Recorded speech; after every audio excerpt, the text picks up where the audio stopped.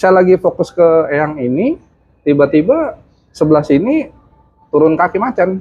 Nah, dari jejeran harimau itu, mereka tuh kayak buka jalan, dari belakang muncul.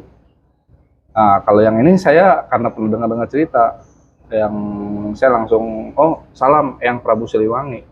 Terlontar utama yang sosok yang awal, yang pertama kali datang kan. Saya bilang, ini siapa sebenarnya gitu loh. Nggak kenal, saya sama sekali nggak kenal. Kalau mungkin yang Prabu Siliwangi.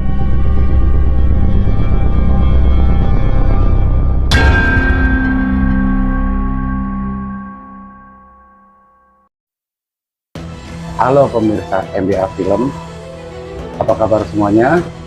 Semoga Anda semua dalam keadaan sehat, sukses, dan bahagia. Kali ini saya akan membawakan sebuah cerita mengenai seseorang yang mempunyai kodam pendamping.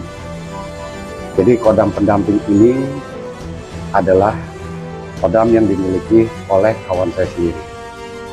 Untuk cerita selengkapnya akan segera diceritakan langsung oleh narasumber kita.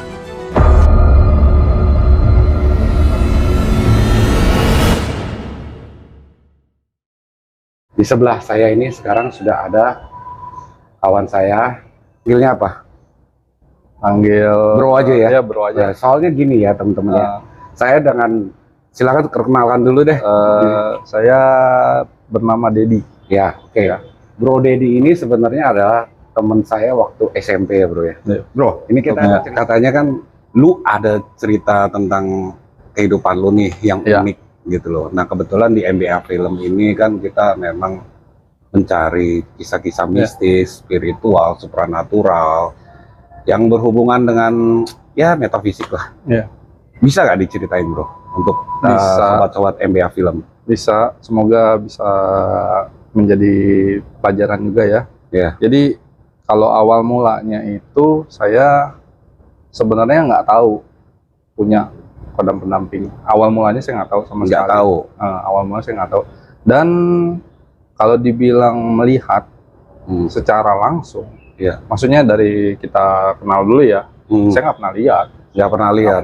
Jadi itu umur berapa nih dari kita ngomong sampai kapan gitu? Nggak taunya. Kita kan kenal kan umurnya dari kecil. Ya, pokoknya dari kecil. Sampai umur berapa itu masih nggak tahu punya kodam? Mungkin umur 38. Aduh, jadi sebut umur. Jadi udah sampai umur segitu belum tahu ada kodam pendamping. Betul. Ya. Oke, dilanjut. Nah, terus karena karena waktu itu saya punya pengalaman, jadi waktu itu saya agak penasaran sebenarnya. Saya kan demen nih cerita-cerita horor gitu kan, cerita horor. Saya gitu suka baca-baca dan suka search di media sosial kan sekarang banyak tuh ya. Nah jadi dari situ akhirnya jadi kayak ada rasa gitu, ada rasa pengen tahu juga nih diri sendiri nih. Jadi awalnya itu pengen tahu. Awalnya ingin tahu. Itu penasaran. Iya, penasaran gitu. Penasaran apakah saya bisa, maksudnya bisa ketemu atau bisa lihat atau bisa merasakan pengalaman seperti yang di cerita-cerita itu gitu kan. Jadi suatu ketika akhirnya nih abis saya, maksudnya udah baca cerita akhirnya kan ada rasa ya. Terus gitu saya coba ke jasa lukis waktu itu. Karena kan kalau mau lihat kan kita mesti lihat visual kan. Kalau lihat saya nggak bisa lihat ya saya mau lihat apa? Saya pasti lihatnya gambar gitu kan. Jadi ibaratnya itu kalau bisa dibilang sketsa gaib. Sketsa gaib ya. Mungkin terkenal dengan nama sketsa gaib. Nah, jadi waktu itu saya searching, ibaratnya saya browsing gitu kan, lihat dan kebetulan ketemu lagi di ya salah satu gitu kan, ketemu. Nah, saya akhirnya menggunakan jasa beliau untuk lukis tentang siapa sih pendamping gaib saya gitu. Jadi kan gini ya, di bayangan saya, di pikiran saya, pendamping gaib itu ya, saya cuma mikir gini, karena saya dulu beragama Buddhis. Buddhisme ya. Kalau sekarang saya beragama Kristen. Sekarang malah beragama Kristen. Saya cuma punya pikiran ya, karena dulu saya sembahyang ke Dewi Kwan Im. Kalau sekarang kan saya berdoa ke Tuhan Yesus gitu Oke. kan. Nah, di pikiran saya cuma pikir paling digambar belakang saya ya antara dua itu aja. Oh, oke. Dewi Kuanim atau Tuhan Yesus ya. Oke. Mungkin karena sekarang Kristen ya mungkin di belakang saya kayak yang di Kayak- lukisan-lukisan kan Kayak ya murid-muridnya Tuhan lah, Yesus. Ya, atau itu. ada apa seperti misalnya malaikat-malaikat. Iya, atau apa. malaikat atau apa gitu kan. Ya di pikiran saya paling gambarnya begitu. Tapi kan saya penasaran ya, pengen tahu kan. Jadi saya pakai jasa lukis itu, saya tunggu. Nah, pas hasilnya keluar, kaget saya di situ. Nah, sebentar. Hal yang memutuskan pertama kali kenapa memilih jasa lukis atau sketsa gaib, kenapa? Apakah Bro Dedi sendiri ada rasa gitu, merasa apa sebenarnya saya punya atau gimana gitu? Ada pertanyaan di dalam batin. Ya kalau rasa ingin tahu sih pasti ada. Oh. Saya ingin tahu ada, dan kebetulan ya saya kan baca dulu testimoni dari yang sudah dilukis ya. Maksudnya, oh iya nih kayaknya cocok nih dengan saya gini segala macam. Jadi saya kayak ibaratnya sebelum itu ya saya baca-baca dulu dari mereka, testimoni mereka gitu. Dan jasa lukis itu sebenarnya itu udah yang jasa lukis yang keberapa yang saya udah lihat dan kebetulan kayaknya sama yang ini cocok nih kali ya, dan bisa menggambarkan gitu kan. Meskipun saya di pikiran saya awal-awal gitu ya paling digambarin Tuhan Yesus gitu. Gitu maksudnya. Jadi saya nggak ada pikiran yang macam-macam waktu itu saya nggak punya pikiran macam-macam. Ternyata yang setelah digambar muncul keluar harimau. Jadi sosoknya harimau. Harimau. Harimau putih atau harimau kuning pada umumnya? Karena kebetulan dia ada deskripsinya sih waktu itu ditulisnya harimaunya kuning. Jadi belang.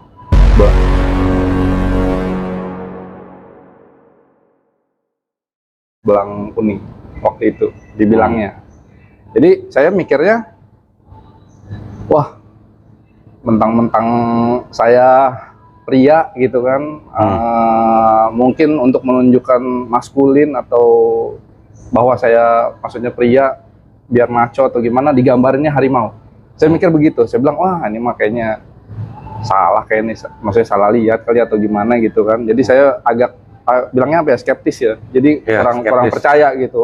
Masa sih harimau gitu?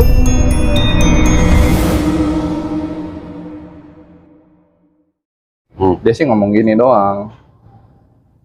Saya kan nanyanya gini, ini sebenarnya harimau ini sudah dari dulu ya, maksudnya ngikut saya gitu. Karena kan yang lukis dia yang tahu dong harusnya kan. Nah, jawaban dia yang agak bikin saya agak kaget sebenarnya. Ini baru dekat-dekat gitu, ikut, bukan dari dulu kata dia.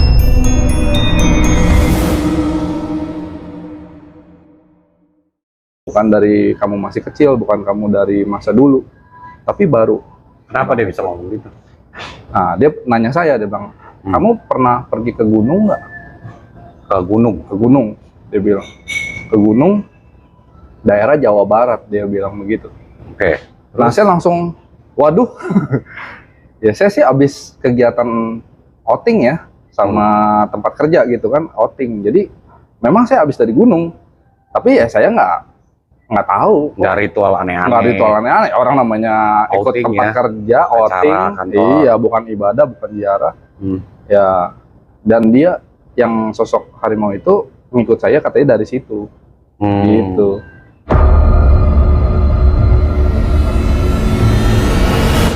Dan saya setelah beberapa saat dari itu, saya sebenarnya sempat maharin. Maksudnya maharin apa tuh? Itu juga animal spirit juga. Jadi keterangannya itu burung phoenix.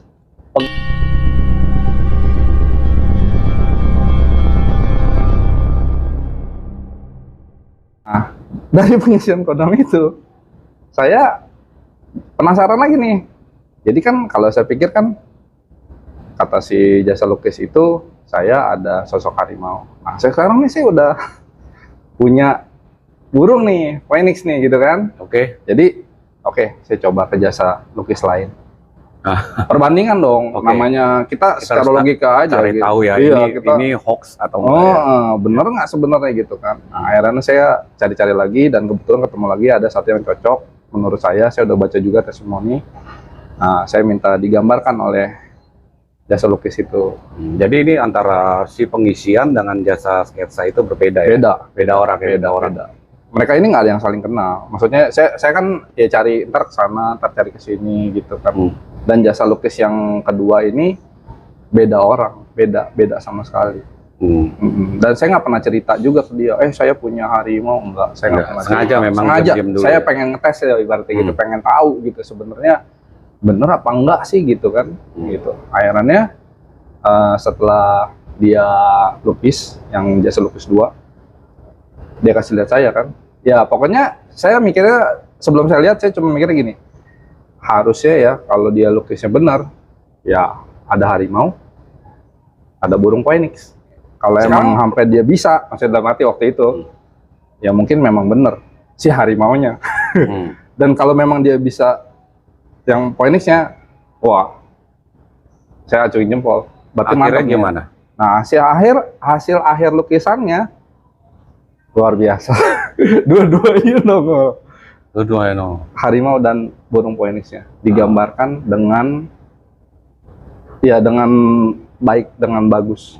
Dan yang bikin saya kaget lagi, dia ada tanya saya lagi gini, kan saya sempat tanya dong, ini dari mana sih? Saya pura-pura nggak tahu gitu, pura-pura newbie lah orang bilang kan. Ini dari mana kok ada 2 ini sih Pak? Saya ngomong gitu, Pak. Nah akhirnya dia nanya saya gini doang, dia bilang, yang harimau ini baru aja ngikut kamu, dia bilang, bukan dari dulu. Lah saya langsung, waduh, kok sama kayak dulu ya, ini jasa lukis 1. Saya pikir-pikir, tapi mereka nggak ada hubungan ini. Maksudnya si jasa lukis 1 sama jasa lukis 2 dan mana cerita-cerita gitu kan, playernya ya, tentang sketsa gaib kan. Wah, begitu dia ngomong ini juga, harimau ini berasalnya dari Jawa Barat. Saya langsung. Nah, oke. Jadi setelah saya dengar dari cerita Bro Dedi mengenai kodam pendamping ya, setelah Bro Dedi mendapatkan kodam pendamping tersebut, apa yang dirasa? Kalau saya ingat-ingat,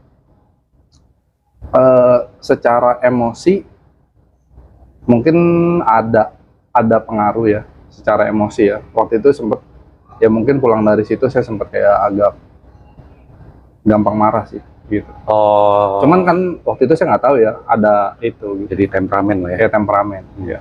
Oke, terus kalau selebihnya ya karena maksudnya saya cuman berasanya yang paling terasa ya itu, sama ya paling mau dibilang mungkin lebih suka makan kayak daging-daging gitu kayaknya. Oh, yang berbau daging. Jadi kayaknya lebih nyari kayak dulu kan. Sebenarnya kan saya sayuran makan, daging makan, tapi entah kenapa ya lebih suka ke daging gitu, lebih milih gitu, milih daging. Nah, itu efek lah. Efek mungkin ya. Oke, mungkin ada lagi yang bisa diceritakan. Tadi sempat pas briefing Bro Dedi ini ada nunjukin seperti foto Prabu Siliwangi atau ada beberapa foto lagi, itu maksudnya apa? Gini, jadi waktu itu saya dari jasa lukis 1 ke jasa lukis 2, sebenarnya di tengah-tengah tuh saya ada sempat mengalami waktu itu saya lagi dengerin cerita. Ini pengalaman spiritual berarti? Iya, saya dengar cerita pakai headset. Jadi ada yang IG story gitu kan, IG story. Saya dengerin mereka cerita. Waktu itu ceritanya tentang Merapi dan Laut Selatan. Jadi saya cuma mendengarkan mereka cerita aja sebenarnya. Dan waktu itu saya posisinya sembari duduk, sembari kayak merem, melek gitu kan, namanya lagi santai kan, dengerin cerita kan gitu. Posisi udah agak malam, mungkin jam 10 ke atas lah ya, 10 malam ke atas, saya lagi dengerin cerita. Nah, waktu saya lagi misalnya lagi merem, melek gitu. Nah, pas saya lagi merem, lagi dengerin cerita nih, lagi menghayati gitu ya, di satu bagian gitu, kayak seru gitu kan. Tiba-tiba depan saya tuh kelap-kelip, kayak ada cahaya gitu. Kayak ini ada cahaya, posisi mata merem atau? Merem. Oh, merem. Mata lagi merem. Tiba-tiba kelap-kelip gitu, kelap-kelip. Dan Ya namanya depan saya kan tuh kan tembok ya. Lampu kan, maksudnya kalau kelap-kelip kan harusnya dari lampu. Tapi lampu saya sih waktu itu ya nggak rusak. Cuman di tembok itu kelap-kelip gitu. Di waktu mata saya merem dan saya coba ya saya langsung mungkin terucap dalam hati saya bilang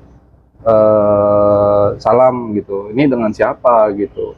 Ya saya pikir kalau emang dia mau menunjukkan wujud atau misalnya dia nggak mau menunjukkan wujud, ya itu kan ya terserah dia gitu kan. Tapi maksudnya sih ya saya berusaha sopan santun gitu kan. Jadi Terus, saya akhirnya, nah yang muncul pertama saya nggak tahu sih namanya, tapi muncul pakai sorban, kayak sorban gitu kali ya. Terus itu di sini ada kayak kalung gitu. Pria, sosok pria berkumis gitu kan.